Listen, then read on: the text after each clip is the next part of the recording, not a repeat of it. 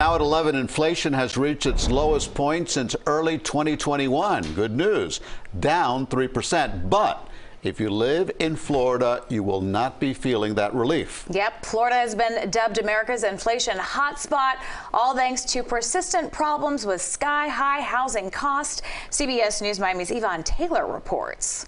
We have the highest rate of inflation compared to 23 metropolitan areas, including Hawaii.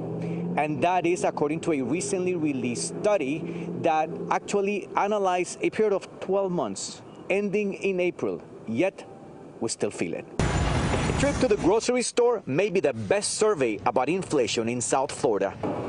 You know, the 9% stinks. Everything is increasing. For example, beef. You're buying less beef. Yes. Manuel Lazaga is a business professor at FIU, an expert on the subject of inflation. What is causing this inflation? Because of the increase in the housing market. Increase in interest rates to buy a home, that increases the cost of owning a home. The Miami-Fort Lauderdale-West Palm Beach area has the highest inflation rate of metro areas, with a 9% inflation rate for the 12 months ended in April, according to Wallet Hub. That's more than double the national average of 4%. The Tampa-St. Petersburg-Clearwater Metro had the third highest inflation rate in the nation.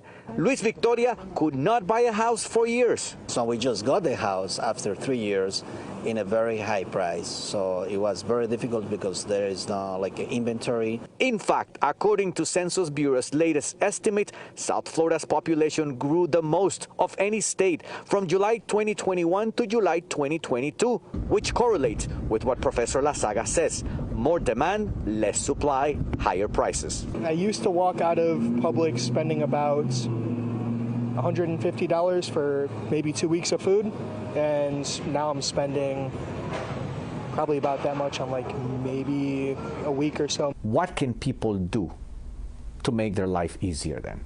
And saying, well, how much can we cut back of these other things, recreation, travel?